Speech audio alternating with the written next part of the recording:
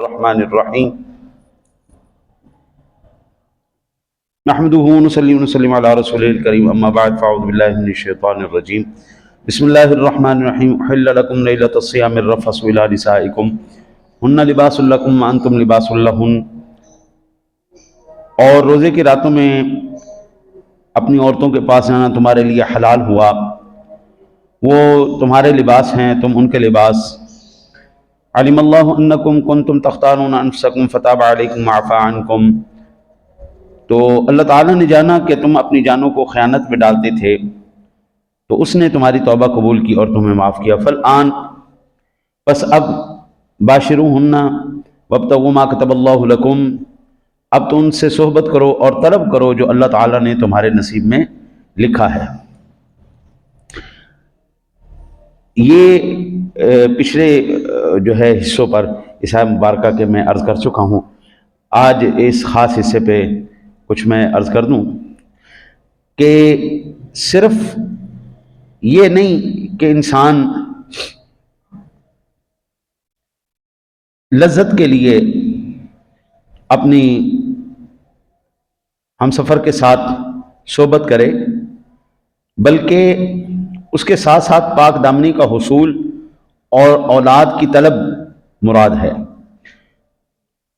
کفار کی خواہش کے مطابق مسلمانوں کا اولاد کی کثرت سے اجتناب کرنا جائز نہیں ہے۔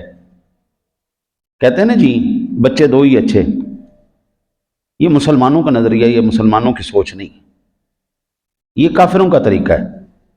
وہ کہتے ہیں جی پیدا تو کر لیے ہیں تو پھر ان کی پرورش کس نے کرنی ہے، ان کو کھلانا کس نے؟ جس مالک نے تمہیں پیدا کیا ہے، تم زندہ ہو گئے ہو، تم پل گئے ہو، تو تمہاری اولاد بھی پل جائے گی۔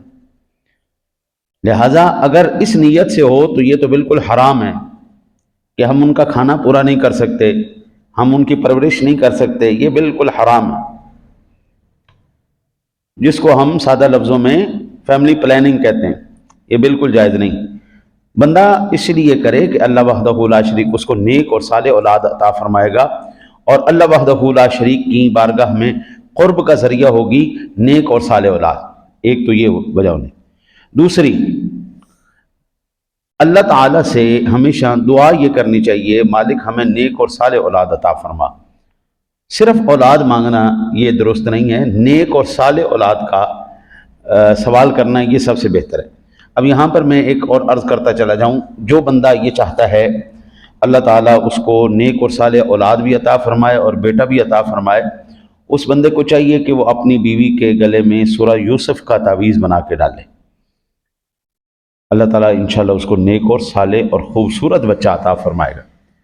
ایک تو یہ وظیفہ ہے، دوسرا کہ اول آخر درود پاک پڑھ کے 313 مرتبہ اللہ تعالیٰ سے دعا کرے رب حب لی من الصالحین، جن کے ہاں اولاد نہیں، وہ یہ 313 مرتبہ وظیفہ کریں، بالخصوص فجر کی اذان کے بعد نماز سے پہلے، سنت ادا کرنے کے بعد فرضوں سے پہلے پہلے یہ بیٹھ کر 313 مرتبہ پڑھے گا، اللہ تعالیٰ اس کو بیٹا عطا فرمائے گا۔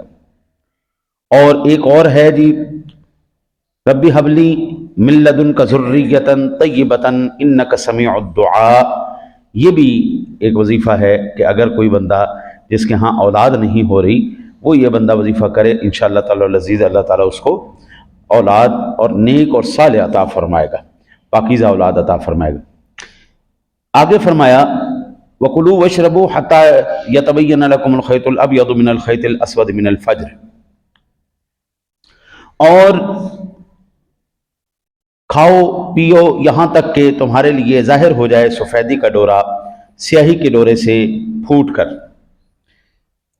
ہمارے ہاں المیہ یہ ہے، ہر ایک بندے کو اس بات کی اجازت دے دی گئی ہے کہ بھائی تو سوشل میڈیا تے آ، فون پھڑ تے آ قوم دا بیڑا غرق کر۔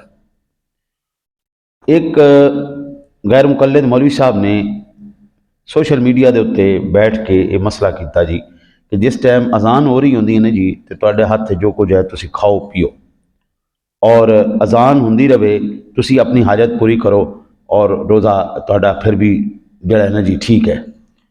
اب اس اللہ کے نیک بندے نے حوالہ دیا بخاری شریف کی حدیث پاک کا اللہ ان کو ہدایت نصیب فرمائے۔ قرآن خود پڑھ کے یا حدیث خود پڑھ کے بندہ نہیں سمجھ سکتا جب تک کہ سمجھانے والا نہ ہو۔ اب یہ جو میں نے آیہ مبارکہ پڑھی ہے، حتیٰ یتبین لکم الخیط الابیض من الخیط الاسود من الفجر، ہاں جی، تم کھاؤ پیو حتیٰ کہ تمہارے لیے ظاہر ہو جائے سفیدی کا ڈورا سیاہی کے ڈورے سے۔ جب حضور نے یہ آیہ مبارکہ بیان کی، حضرت عدی بن حاتم رضی اللہ تعالیٰ عنہ، یہ مسند امام احمد کے اندر حدیث پاک موجود ہے۔ اب یہ بخاری شریف کے اندر بھی یہ مسئلہ موجود ہے۔ اب انہوں نے کیا کیا، اب وہ عربی دان تھے، ہمیں تو عربی بھی نہیں آتی، خالی عربی سیکھ لینا یہ کوئی کمال نہیں ہے۔ قرآن کا فہم سیکھنا، حدیث کا جو مقصد ہے وہ سیکھنا کمال ہے۔ پڑھ تو ہر کوئی لیتا ہے، پڑھی جاؤ پڑھی جاؤ، جب تک کوئی سمجھانے والا نہ ہو حضرت فہم الٹا ہو جاتا ہے۔ اب وہ صحابی تھے، انہوں نے سنا کن سے؟ حضور سے، اور وہ کیا کہتے ہیں جی میں اٹھا، یہ عدی بن حاتم ہے، انہوں نے کہا جی میں نے 2 دھاگے لے لیے، ایک سفید دھاگا لے لیا، ایک کالا دھاگا لے لیا، میں نے اس کو اپنے سرانے کے نیچے رکھ لیا۔ اب میں تھوڑی دیر کے بعد اٹھوں اور میں وہ دیکھوں یہ سفید دھاگا اور سیاہ دھاگا جو قرآن پاک نے بیان کیا، حضور نے ارشاد فرمایا۔ اب وہ بار بار اٹھیں، پھر دیکھیں، پھر سو جائیں کہ ابھی ظاہر نہیں ہوا، پھر دیکھیں، پھر سو جائیں، پھر اٹھ کے دیکھیں۔ یہ جب ساری رات کش میں گزر گئی نا ان کی، صبح جا کے حضور کی بارگاہ میں عرض کی، یا رسول اللہ میں تو ساری رات اس طرح پریشان نہ۔ حضور مسکرائے، اتنا مسکرائے کہ آپ کی داڑھی شریف نظر آنے لگی۔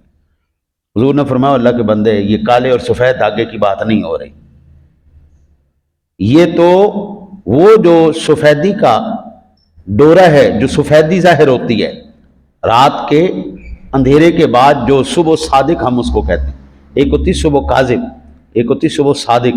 حضور نے فرمایا وہ جو ایک لائن روشنی کی نکلتی ہے، یہ اس سے مراد وہ دھاگا ہے، یہ وہ روشنی ہے، اس سے مراد وہ نہیں جو تو سمجھا بیٹھا ہے۔ تو اب یہ فہم حضور نے کس کو سکھایا، یہ بات کس کو بتائی؟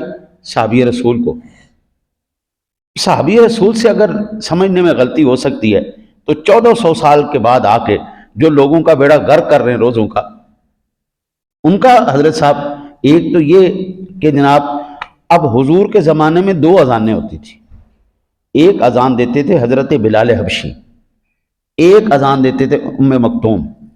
اچھا جی، اب جو حضرت بلال حبشی اذان دیتے تھے وہ دیتے تھے تہجد کی اذان۔ آج بھی عرب کے اندر تہجد کی اذان ہوتی ہے، آج بھی فجر کی علیحدہ ہوتی ہے، تہجد کی علیحدہ ہوتی ہے۔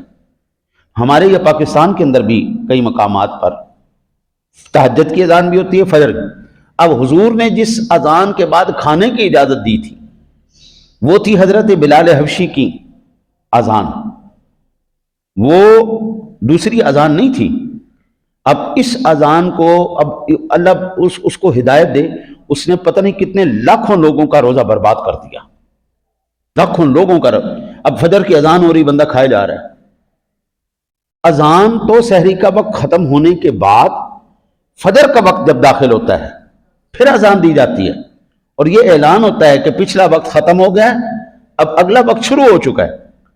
جب فجر کے وقت میں اللہ کے بندے تو کھا رہا ہے تو کس چیز کا روزہ ہے؟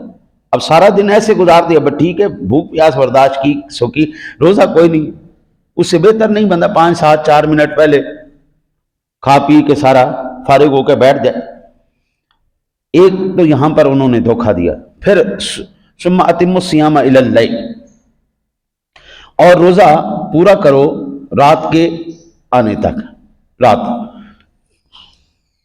اب یہاں پر بھی لوگوں نے اتنا دھوکہ دیا نا جی، وہ ہمارے جتنے کثرت سے مسلمان ہیں 14 صدیوں میں، جو کثیر مسلمان ہے، مسلمانوں کی جماعت ہے، کثیر مسلمانوں کی جماعت کو اس نے کہا کہ ان دا روزے کوئی نہیں۔ یہ ادھر سے سورج غروب ہوتا ہے، ادھر سے یہ افطاری کر دیتے ہیں۔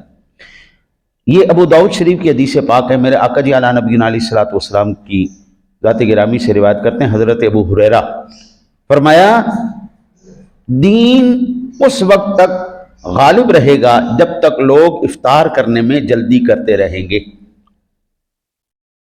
جب تک افطار میں جلدی سے مراد یہ نہیں کہ عصر کے بعد ہی شروع کر دو، نہیں، یقین ہو جائے کہ یہ غروب آفتاب کا وقت ہے۔ اب اس کے بعد غروب آفتاب کے بعد رات شروع ہو گئی، رات شروع ہو گئی، روشنی اگرچہ نظر آتی ہے لیکن رات شروع ہو گئی۔ مسلم شریف کے اندر حدیث پاک موجود ہے، نبی اکرم صلی اللہ علیہ وسلم کی ذات گرامی نے ایک سفر میں جب غروب آفتاب ہوا نا، اس وقت دن کھڑا تھا، بھی روشنی تھی باقی، حضور نے فرمایا لاؤ ستو لاؤ بھائی ہم افطار کریں۔ ایک نے اعتراض کیا، یا رسول اللہ ابھی تو دن چڑھا ہوا ہے، ابھی تو روشنی ہے۔ فرمایا لے کے آؤ ستو، لے کے آؤ۔ اب جو نگاہ نبوت دیکھ رہی وہ عام بندہ تو نہیں دیکھ سکتا، حضور نے اس کا بھی ازالہ کر دیا۔ اور یہ جو ہمیں کہہ رہے ہیں نا جی اندھیرا چھانے تک تم اپنی افطاری کو کھینچ کے لے جاؤ، یہ کس کے مشن پر ہیں؟ ابو داؤد شریف کی حدیث پاک ہے، میرے آقا جی نے فرمایا لوگ اس وقت تک، دین اس وقت تک غالب رہے گا جب تک لوگ افطار کرنے میں جلدی کرتے رہیں گے، کیونکہ یہود و نصارہ دیر سے افطار کرتے ہیں۔ یہ دیر سے رات کا اندھیرا چھانے کا انتظار کرنا، 15 منٹ 20 منٹ جو ہے لیٹ لے کے چلے جانا، ایک ہے کسی وجہ سے لیٹ ہو جانا، وہ الگ بات ہے، ٹھیک ہے نا جی، پانی نہیں ملا، کھجور نہیں ملی، یا کھانے کا کوئی چیز میسر نہیں آئی، تو وہ یہ الگ بات ہے۔ لیکن جان بوجھ کے ایسا کرنا، یہ تو امت کو فتنے میں ڈالنا ہے، پریشانی میں ڈالنا ہے۔ بھئی 14 صدیوں میں جو کثیر جماعت کا، مسلمانوں کی کثیر جماعت گئی، آج اس کے ساتھ اختلاف کرنا لوگوں کا ایک وہ مشغلہ بن گیا، اور وہ یہ سمجھتے ہیں کہ ہم بڑا نا وہ اپنے آپ کو پروفیسر ظاہر کر رہے ہیں، بڑی جناب کمال ہم بات کر رہے ہیں، بیڑا گھر کر کے رکھ دیا تم۔ علمی حیضے والے یہ لوگ ہیں، علمی حیضے والے، تھوڑا جہاں انہوں نے پڑھے نہیں تھے، انہوں نے مصیبتیں پہ گئی ہیں، ساری امت دا بیڑا گھر کر کے رکھ۔ وہ ایک جناب وطراں تے بیٹھا کہندا اوف اب تک ہم وطر غلط پڑھتے آ رہے تھے، لا حول ولا قوت۔ اللہ تعالیٰ ان سب کو ہدایت نصیب فرمائے جی، اللہ تعالیٰ آپ کو مجھے عمل کی توفیق عطا فرمائے۔